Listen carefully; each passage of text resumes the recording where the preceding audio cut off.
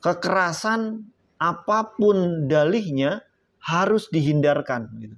Harus dihindarkan kekerasan itu. Karena itu tidak sesuai dengan ajaran Rasulullah gitu, ajaran Allah yang lebih mengedepankan kemanusiaan. Yang ketiga, ayo kita hentikan politisasi agama gitu.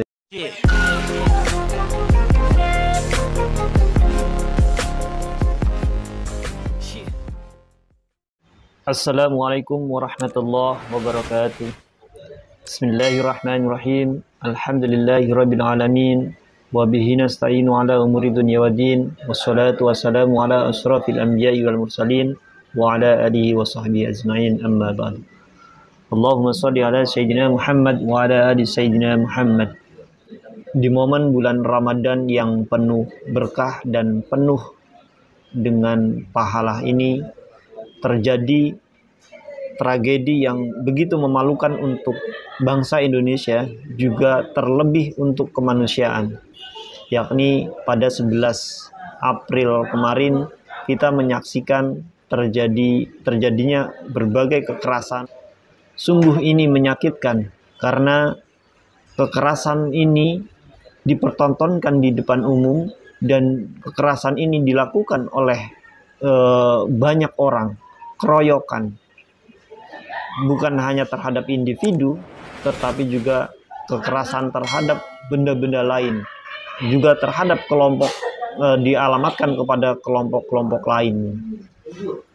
Satu dari sekian kekerasan yang terjadi di 11 April 2022 itu adalah kekerasan yang dialamatkan kepada Bang Ade Armando. Saya ingin mengatakan bahwa apa yang terjadi pada diri Bang Ade Armando saat ini itu menegaskan bahwa pertama ada pembenaran. Nah, pembenaran ini bisa dilihat dari dua sudut subjek. Pertama, subjek sang korban dan yang terwakilinya, bahwa radikalisme yang ada di Indonesia ini tumbuh subur, bahwa ajaran-ajaran Islam dan ajaran-ajaran keagamaan yang menitik beratkan kepada formalisme syariat itu tumbuh subur di Indonesia saat ini.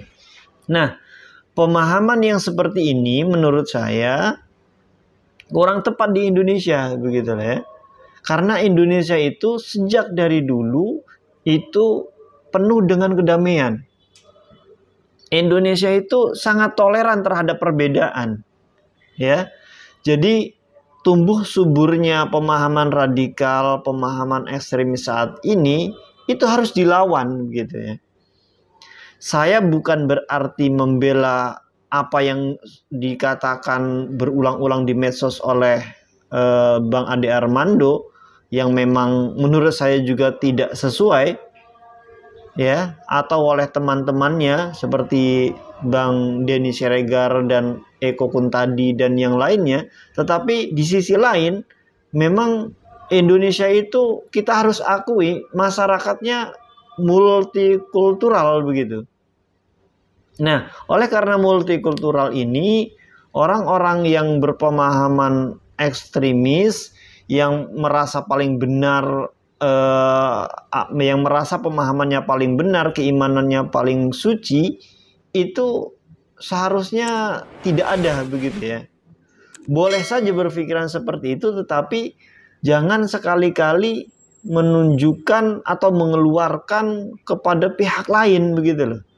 Apalagi main fisik, begitu. Mengata-ngatai saja atau berkata-kata kotor itu tidak dibenarkan di dalam Islam, ya, begitu.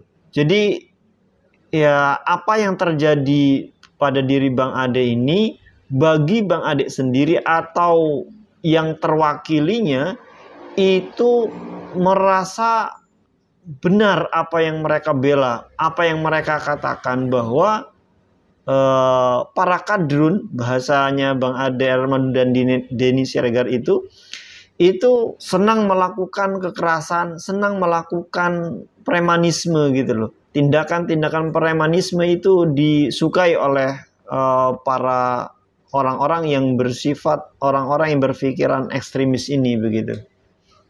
Yang paling brutal lagi sebenarnya ketika ajaran-ajaran agama yang sedianya itu sangat menghormati terhadap perbedaan, ya, sangat menghormati pendapat orang lain yang berbeda dengan dirinya, dengan yang lain, itu malah dibalikkan begitu loh. Ya, memang kita tidak pungkiri bahwa ada ayat-ayat tertentu yang mengajak untuk berjihad, tetapi jihad di situ juga harus dipahami tidak semerta-merta seperti apa yang dikatakan di dalam teks, harus dilihat konteksnya. Nah, inilah yang kita tidak inginkan gitu terjadi di Indonesia. Yang kita tidak inginkan untuk seterusnya begitu. Cukuplah di sini gitu.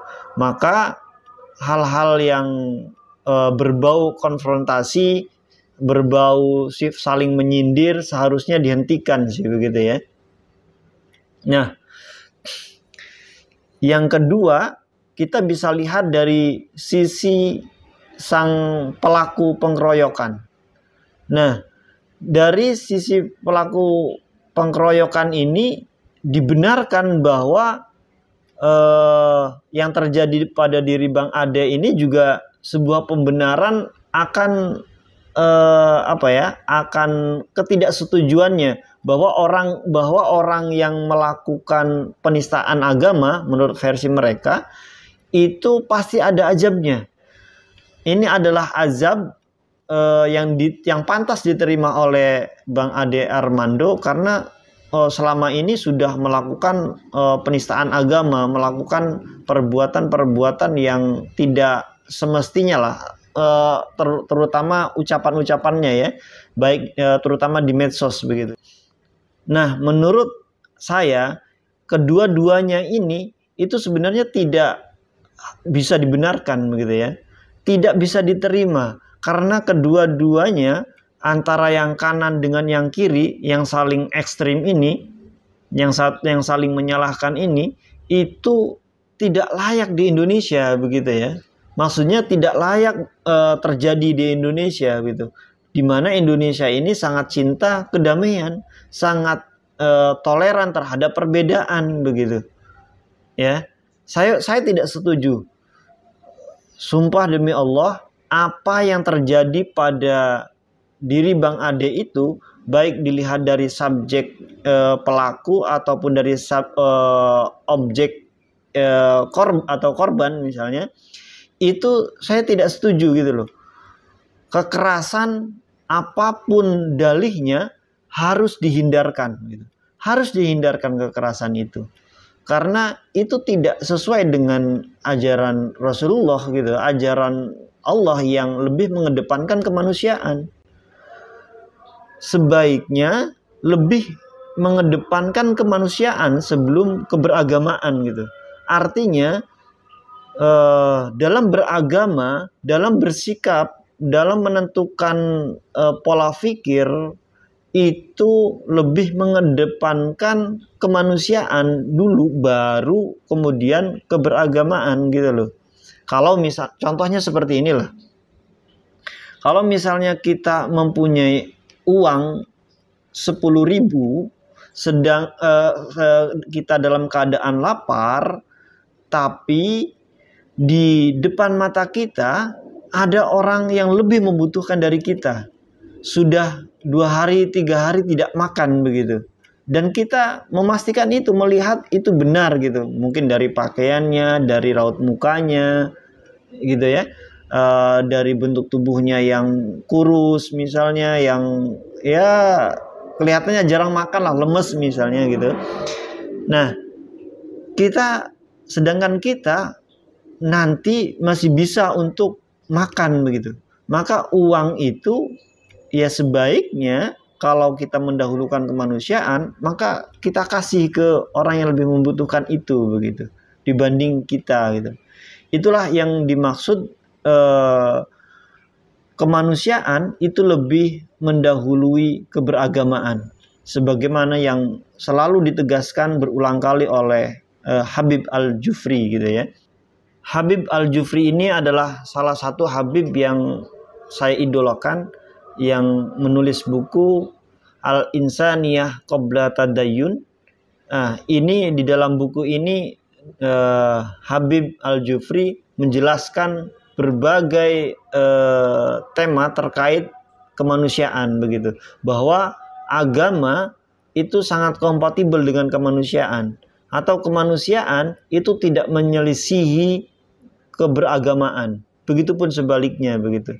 Jadi kalau agama itu sudah menyelisihi kemanusiaan atau bertolak belakang dengan kemanusiaan, itu bukan sebuah keberagamaan lagi begitu. Begitupun sebaliknya.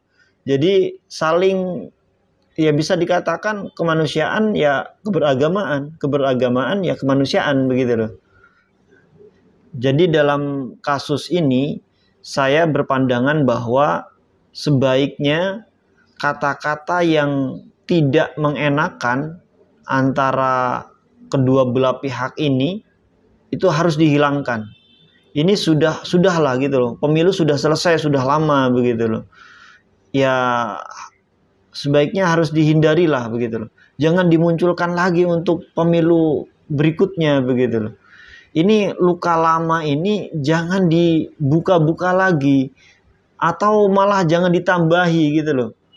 Tutuplah rapat-rapat gitu loh, biar cepat sembuh begitu. Jadi bagi kawan-kawan yang aktif di sosial media, mari kita gunakan sosial media kita itu dengan bijak, dengan baik gitu, memberikan kesantunan, memberikan kedamaian gitu, tidak malah mengojok-ojoki atau malah menginspirasi orang untuk berbuat keburukan, berbuat negatif begitu. Yang kedua, mari jaga Indonesia ini sepenuh hati. Jaga Indonesia yang rukun ini, yang toleransinya tinggi ini, dari orang-orang yang tidak menyukai pluralisme, yang tidak menyukai inklusivitas, ya. Mari kita lawan orang-orang yang berpemahaman ekstremis, yang merasa paling benar, merasa paling suci begitu, yang lain tidak begitu ya. Nah, karena Indonesia ini sedari awal itu sangat mencintai, sangat konsisten dengan keberagamannya begitu. Apapun keyakinannya, apapun kepercayaannya, pemahamannya, di Indonesia ini tetap hidup begitu ya, hidup berdampingan. Agama Kristen, Islam, Hindu, Buddha saling berdampingan di Indonesia ini. Maka kerukunan ini harus kita jaga sampai kapanpun, hingga anak-anak cucu kita. Yang ketiga, ayo kita hentikan politisasi agama gitu ya. Bahwa kehidupan beragama jangan dibawa-bawa ke politik, jangan dibawa-bawa untuk kepentingan sesaat, memenangkan pemilihan, memenangkan keinginan sendiri begitu. Kalau ini sudah terjadi, yakni politisasi agama, itu tidak benar pada akhirnya. Yang terjadi adalah saling menyalahkan, yang terjadi adalah saling gontok-gontokan. Ini yang kita tidak inginkan begitu. Maka marilah kita tidak membawa agama ke ranah politik begitu, apalagi ke ranah politik praktis. Walaupun sebenarnya politik itu memang baik begitu ya, untuk menciptakan kehidupan yang lebih baik untuk kalangan lebih banyak, lebih luas lagi gitu. Tetapi kalau dalam berpolitik itu memelintir ayat-ayat tertentu, memelintir keyakinan-keyakinan tertentu untuk memenuhi hasrat sesaatnya, hasrat bejatnya seorang politikus, maka itu tidak bisa dibenarkan begitu ya. Demi untuk meraup suara yang banyak, maka apapun dia lakukan begitu. Seperti memelintir ayat Al-Quran, memelintir hadis begitu. Itu tidak boleh begitu ya. Sudah sewajarnya memang kita kembali kepada pemahaman yang lebih mengedepankan kemanusiaan begitu. Sudahlah, kita sudah cukup, sudah mengerti, sudah paham. Memang tidak benar dari dulu, sejak perkembangan Islam awal, ketika terjadinya pemberontakan antara pihak Ali dengan pihak Aisyah misalnya, dengan pihak Bani Umayyah misalnya, itu semuanya berakhir tidak baik begitu ya. Semuanya berakhir saling mengorbankan antara kedua belah pihak begitu. Oleh karena itu, agar Indonesia tidak menjadi negara-negara Timur Tengah yang saat ini terus berantem gitu ya, satu sama lain antara Sunni Syiah dan antara masyarakat dengan pemerintah saling perang begitu. Agar tidak terjadi seperti itu, marilah kita mengambil jalan tengah begitu. Marilah kita lebih mengedepankan sifat kemanusiaan kita begitu. Lebih diutamakan, lebih didahulukan daripada sifat atau pemahaman kita terhadap keagamaan begitu ya.